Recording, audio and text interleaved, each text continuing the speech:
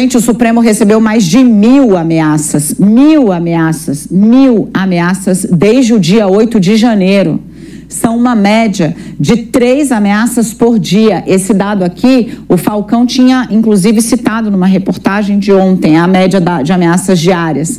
Mas mais de 1.000 ameaças desde o 8 de janeiro. E aí, atualizando para vocês a informação, só na quinta-feira, um dia depois do atentado, onde o homem lançou bombas, o diálogo que foi relatado pela segurança do Supremo às autoridades, Polícia Civil, BOP, Polícia Federal, são de que esse homem, quando abordado pela Polícia Judiciária, a Polícia do Supremo, gritava: sai de perto de mim, senão eu te explodo.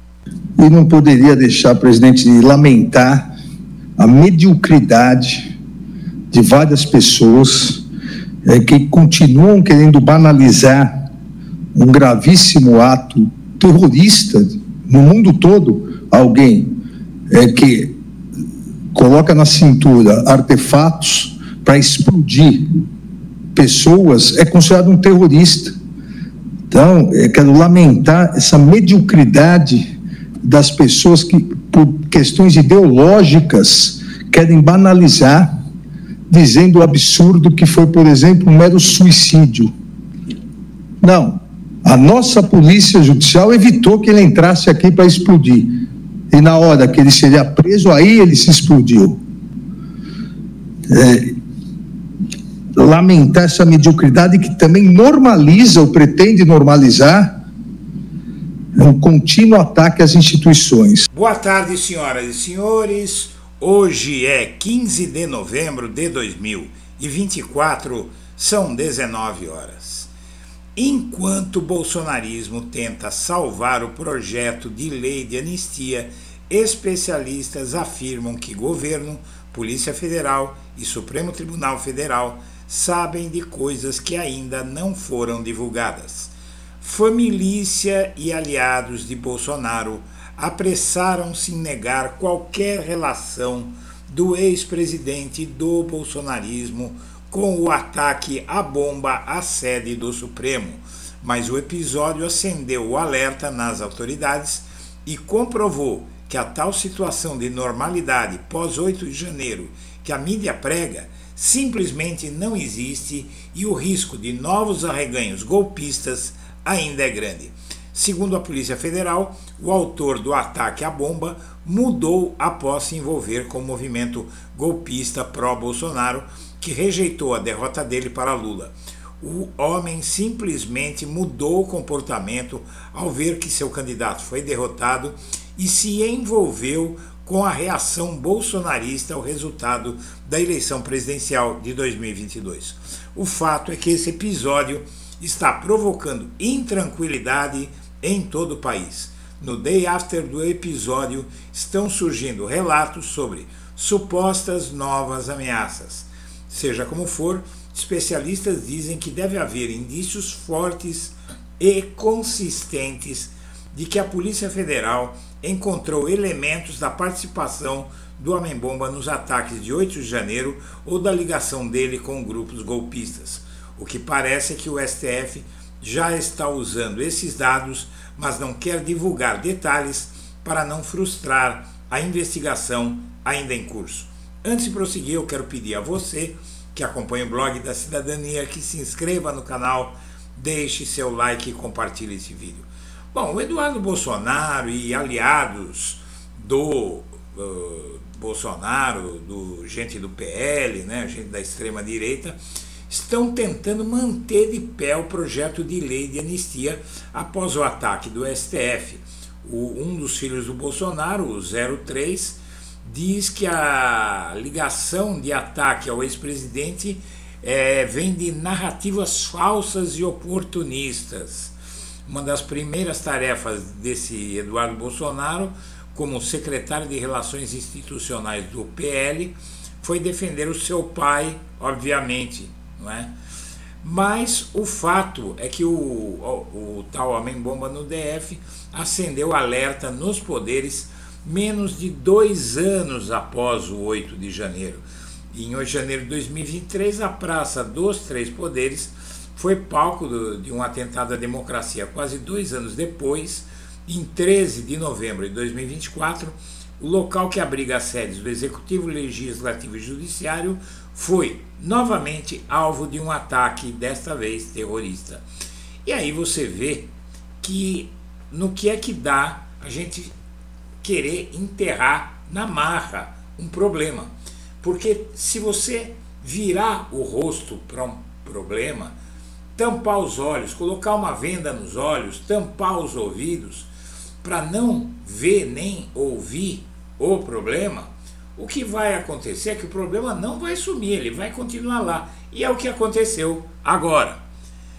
O autor do atentado, ele enlouqueceu após Bolsonaro perder a eleição, diz a ex-mulher dele, que viveu 17 anos ao seu lado. Cuidadora que teve 2 filhos com o tal França, afirma que a família em Rio do Sul alertou sobre fanatismo. O autor do atentado, na noite de quarta, o França, como era conhecido, nunca foi engajado ou interessado em política, o que só aconteceu nos últimos anos a partir da chegada de Bolsonaro ao Planalto em 2019.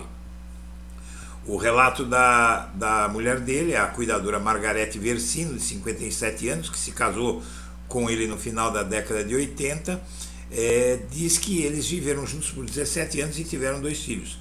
Ele nunca se envolveu com política, era outra pessoa. Com o tempo começou a mudar de atitude. Quando Bolsonaro perdeu em 2022, ele enlouqueceu. Acho que foi ali que ele começou um problema mais forte, sabe? E esse relato, ele é muito importante. Por quê? Porque o Eduardo Bolsonaro, ele disse que esse homem também não gostava do pai dele, e ele era considerado por todos um bolsonarista fanático. Não é? Eles estão mentindo ali, pegando uma frase solta que eles acharam, dizendo que era melhor o Bolsonaro e o Lula se afastarem da política, para negar toda a paixão que esse homem que tentou cometer um ato terrorista no Supremo tinha pelo Bolsonaro. Mas o fato é que esse caso, essa ameaça de bomba que surgiu no cenário brasileiro, mais essa agora nós temos no Brasil, graças ao bolsonarismo, está conflagrando o país e está deixando todo mundo com os nervos à flor da pele. Estão vendo ameaças de bomba por toda parte. Aconteceu no aeroporto de Goiânia, que mudou o local do check-in. Uma suspeita de bomba fez a administração do aeroporto de Goiânia fechar a área de check-in e realizar o embarque de passageiros em local improvisado. Veja só isso. Depois, perto da Câmara dos Deputados, tinha uma mala vazia, mobilizou a polícia, esquadrão antibomba, porque realmente era uma mala abandonada, não tinha nada demais, porém há um pânico na sociedade, né, diante de fatos como esse. E o que acontece é o seguinte: especialistas estão dizendo que Polícia Federal, STF, também o governo, tem informações que não foram divulgadas. O elo do atentado com o 8 do 1 depende de mais provas que não estão visíveis. E, no entanto, as autoridades falam que não foi um simples suicídio do homem, como você viu o Alexandre de Moraes falar.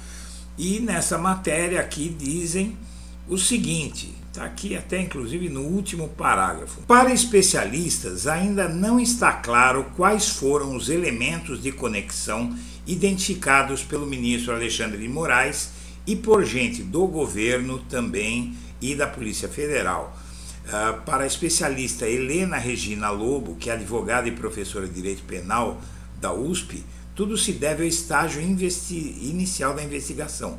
É possível que a polícia já tenha encontrado elementos da participação do tal Lobo Solitário nos ataques do 8 de janeiro ou da ligação dele com grupos, e o STF tem usado isso, mas não quer divulgar exatamente para não frustrar as investigações sobre as pessoas envolvidas. Houve, inclusive, uma linha de investigação que passa por vários fatores. Um desses fatores é um outro ataque a um prédio público após o atentado ao Supremo. Aqui você vê a residência oficial do Torto, que é uma residência de veraneio do presidente da República, de plantão, seja quem for. Quase 2 horas após o atentado terrorista contra o STF, nesta quarta-feira 13, um homem tentou invadir a Granja do Torto, praticamente no mesmo momento ali, houve outra pessoa fazendo um ato parecido, cometendo um ato parecido, não se sabe que intenção o homem tinha. E tentou invadir a Granja do Torto, residência e veraneio do presidente da República. A situação foi grave a ponto de um soldado do Exército dar um disparo de advertência para o alto e com munição não letal, como manda o protocolo, porque o homem não obedecia às ordens para se afastar da entrada da casa. O episódio acendeu o alerta no Gabinete de Segurança Institucional, já que Francisco Vanderlei, de 59 anos, o homem-bomba do PL de Jair Bolsonaro, disse que outros ataques aconteceriam até este sábado. Essa é outra linha de investigação, veja só. O governo Lula avalia que a investigação avança rápido e vê possível retaguarda para autor do atentado. Alguém estava na retaguarda dele, segundo informações que o governo tem. O ministro-chefe da SECOM, Paulo Pimenta, diz que é importante saber se o homem responsável por explosões tinha conexões, e o ministro das Relações Institucionais, Alexandre Padilha, associou o episódio ao 8 de janeiro. O autor do atentado deixou uma mensagem para uma pichadora do 8 de janeiro e chamou a escultura do STF de estátua de merda, mas o fato é que essa mensagem que ele deixou trata a mulher, uma tal de Débora, que está presa, inclusive, que perdeu o mané na estátua do STF, né? Deixou essa mensagem para ela, revelando alguma conexão entre os dois que já está sendo investigada. O STF recebeu mais de 1.000 ameaças desde o 8 de janeiro, e muitas tratando exatamente dos métodos usados sobre esse homem. Essa é só a espuma que fica por cima de tudo isso. Lá no fundo, só quem sabe quais são as verdadeiras informações são a Polícia Federal e o STF, a Procuradoria-Geral da República. A Polícia Federal, inclusive, acaba de descobrir que o Mauro Cid enganou as autoridades, não é? E não entregou vários dados. A delação premiada dele deve ser anulada, ele deve perder os benefícios, porque com um equipamento comprado em Israel, a Polícia Federal descobriu dados que ele deletou do celular e não falou nada para ninguém. Então aí ele volta a ser um dos prováveis indiciados e vai acabar preso junto com Bolsonaro e todo mundo, por fazer uma proteção a essa gente que não lhe cabia, mas aí foi a opção dele, né?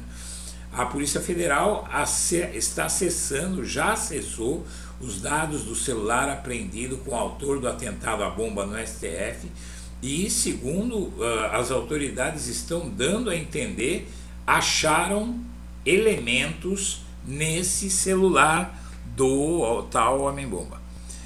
E o comerciante que vendeu fogos para o autor das explosões acaba de ser intimado pela Polícia Federal.